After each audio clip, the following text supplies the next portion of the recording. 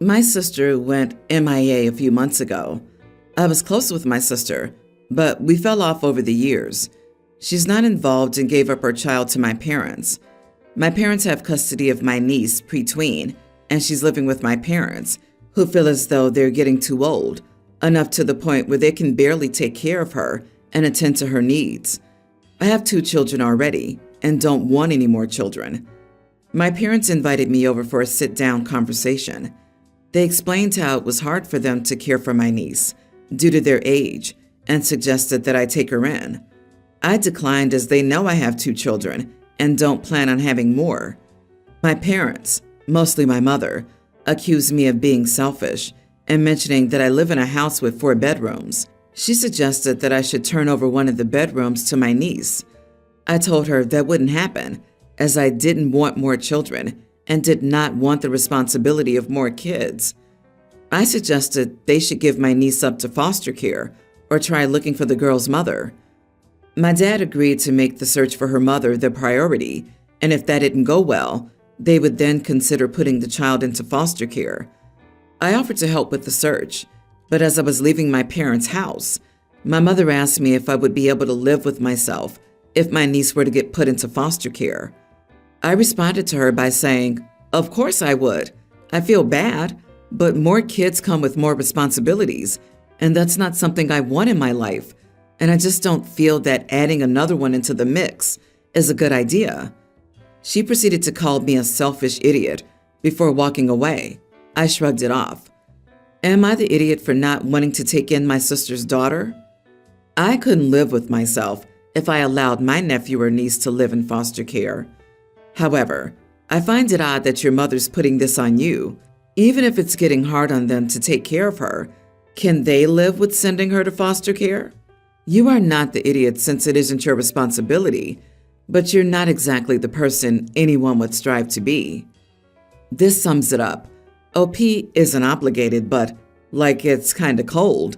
I would give everything to protect my niece and nephew, and even if I didn't feel that way, I couldn't bear to see them disappear into the system.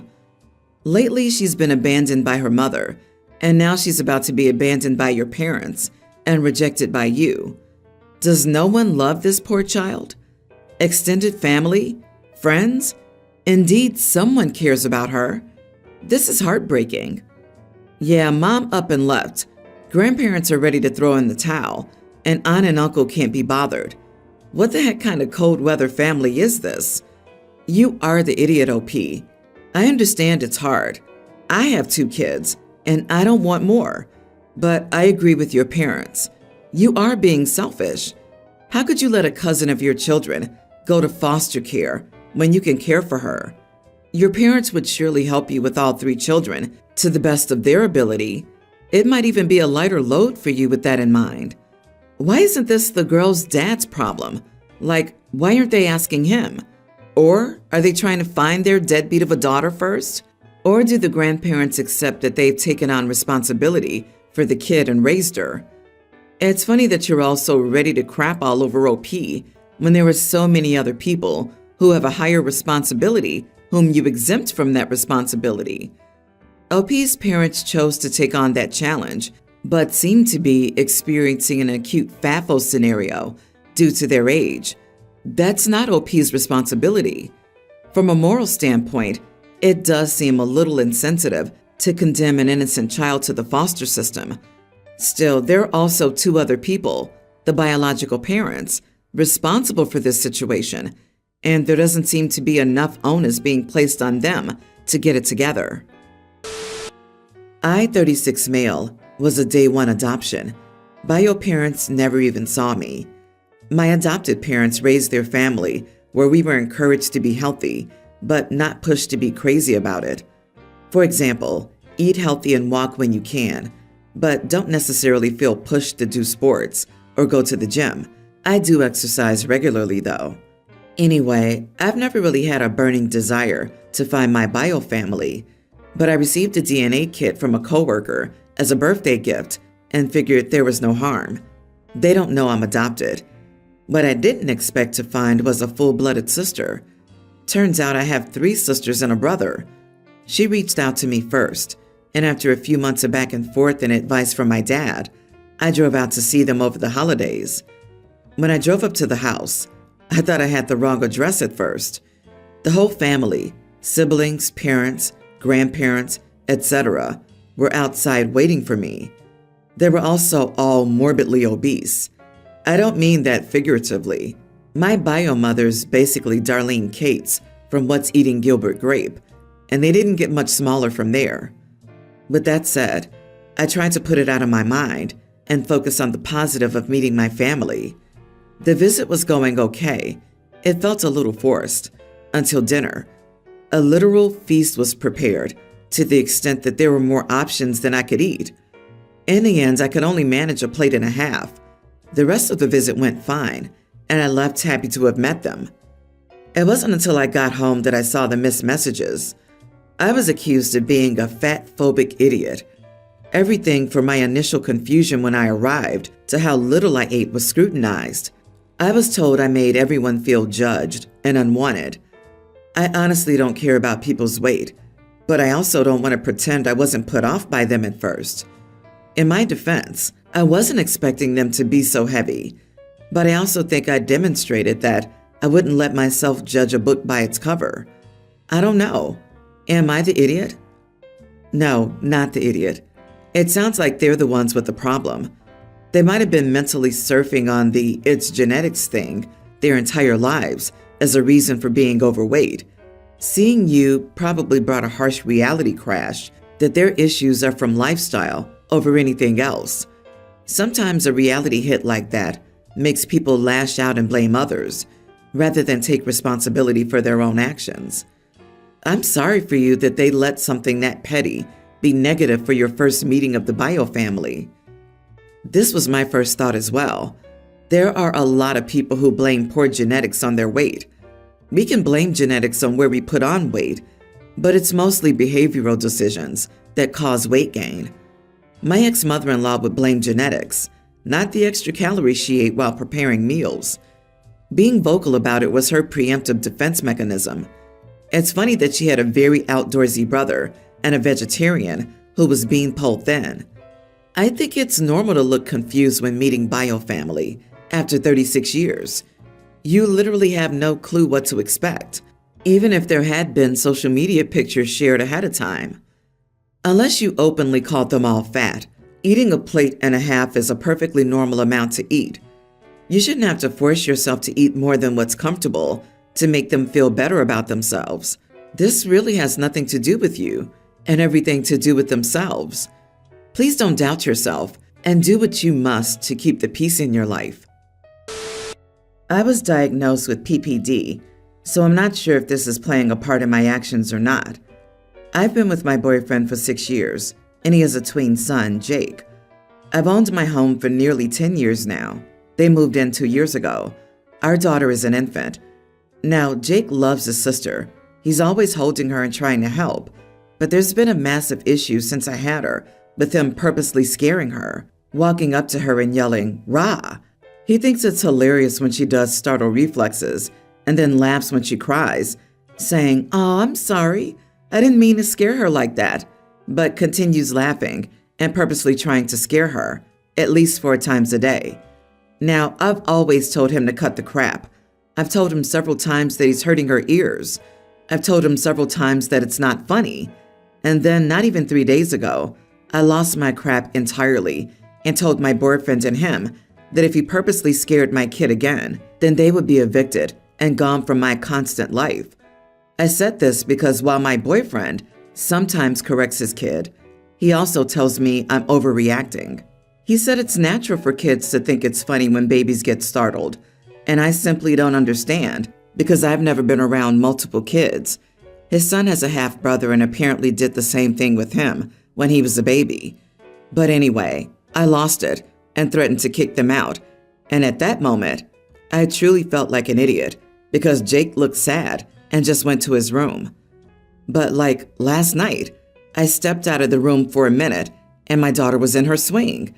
Jake went to sit here, and when I was out of the room, I heard Jake, very loudly and fast, say, "What are you doing?" in a baby voice, and my daughter started screaming immediately. I heard my boyfriend take care of it. And then, like an hour later, I went to the bathroom and the baby was in her seat, and I heard, "Rah!" followed by the baby crying, yet again. So I told them to pack their crap and get out now. I didn't wait for a response, because now I'm trying to calm down my baby. Jake tried apologizing and said it was a habit, and my boyfriend started protesting, saying it wasn't a big deal. I just refused to acknowledge their excuses and told them to leave. My boyfriend sat down on the chair, said he wasn't going anywhere, and that this was his house too. So I said I would leave then and have the cops serve him an eviction notice. He tried begging me to calm down and kept saying, "He's a tween. What do you expect? He's not going to be perfect." I left, and this morning, I filed for their eviction. Everyone thinks I'm being ridiculous here, but Jake refuses to stop, and I'm tired of him purposely yelling in my daughter's face to scare her 4 times a day. Edit. I've also asked Jake why he does this, and he said he thinks it's funny when kids cry. Not the idiot. Yes, he's a tween. He's old enough to know better and to not do it, old enough to listen to instructions. Would he like it if you startled him every morning? No, he's a tween, but he's being an idiot, and this almost sounds sadistic. The fact that he says he likes making babies cry is alarming. I'm wondering what other behavioral issues he has. Jake thinks it's funny to scare a baby and laughs when she cries. I would consider his behavior abusive, especially since he's been told numerous times to stop. Even after being threatened with eviction, he still did it. It almost seems like a power trip to him. Picking on a smaller person with the express interest of scaring them, it might be that he's jealous because he isn't getting all of the attention. Regardless, he needs help. The key detail is that Jake started to scare your baby when you left the room. It means that he's in control of his behavior. It means that he knows that you disapprove. That's not innocent child behavior. He's acting sneaky and duplicitous. Your boyfriend is a crap parent. It's pretty sad that he's taking Jake's side over a defenseless infant. Throw them out and threaten to call the cops on that little idiot if he does it again. That'll scare him. And your boyfriend can't be trusted to protect her. Seems he's barely older than his son. My kid has to sell chocolate-covered almonds as a fundraiser at school. I would rather just give them the amount he'll raise, but that isn't allowed. So I told my wife to just pay for 2 boxes out of the petty cash I keep in my office. I'll take the almonds to work and give them out to my guys for free. My wife says I'm missing the point and should take my son out to sell the almonds. I think that's ridiculous. I think I have better ways to spend several hours than to harass my neighbors trying to get them to buy chocolate. I told her she could either go out and sell the chocolate or take my money. Now she thinks I'm an idiot because I don't value her free time. She's a stay-at-home mom right now. When our youngest is 2, she'll be going back to work. I work 60 hours a week, not including the commute. Now she wants me to spend hours out selling chocolate? No thanks. My free time is valuable too. Am I the idiot for telling my wife to either take my money or she can be responsible for fundraising? Not the idiot. These fundraisers are complete BS. They combine child labor with the pressure to donate. When I was in school, we did a fundraiser run where we had to get family members to sign documents that they would give X amount per kilometer we ran. The money was supposed to go to a new hall for PE. Surprise, surprise. I'm out of school for almost 10 years now, and there are no signs of a new hall yet. It's about spending time with your kid, not making money. You have better things to do for a few hours than parent your child. Sadly, you think your free time is too valuable to spend with your kid. The almonds are an opportunity to teach your child work and reward for the first time, and you'd rather just hand over the money. Something tells me that your kid is the kind who acts terribly at restaurants, and instead of teaching manners, you use an iPad. Because parenting is hard, and you don't feel like making an effort. You are the idiot and the subpar parent. Your wife is your kid's only hope. I agree.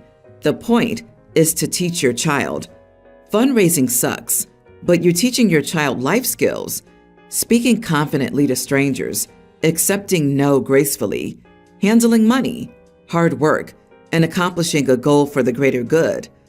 None of this is about chocolate. Your wife wants you to spend time with your son. Ignore these idiots.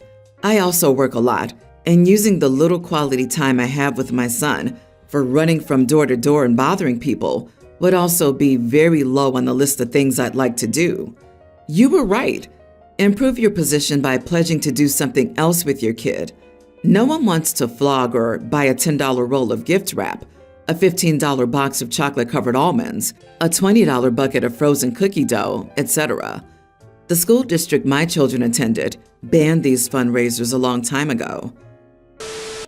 I, 34 male, am engaged to my fiancée, Emily, 31 female. Both of our families are lower class, so we have to pay for the wedding by ourselves. We talked it through, and I suggested we have a more chill, smaller wedding and save our money for a down payment on a bigger house. I make significantly more than her. She's a teacher and I'm a doctor. So I told her I would take care of the majority of the expenses, like the venue, catering, and planner, if she just paid for her dress and more minor stuff like that. Last week, her parents hosted a party for us before the wedding, and her mom kept making comments about how she can't believe how small our wedding will be, or that we're not hosting it at the fancy hotel downtown that's just so much better and elegant than what I chose. I even overheard her talking to her sister about how small the diamond is in Emily's ring and that it's embarrassing a doctor won't treat her daughter better. I spent about $5,000, which I thought was fair. She just seemed so hung up on the fact that her daughter's marrying a doctor, but the wedding and the ring isn't on a doctor level. Based on what I know, I think she's a little embarrassed about her family's socioeconomic status and was hoping her daughter marrying a doctor would help her improve her image to her friends and extended family. Throughout all of it, Emily looked extremely embarrassed and awkward and kept trying to tell her mom it was fine. And her mom just said, "You need to learn to stand up for yourself." That's when I just lost it and told her mom she could be uninvited from the wedding if she had so many problems with it and was embarrassed by how cheap I was. Am I the idiot? Not the idiot.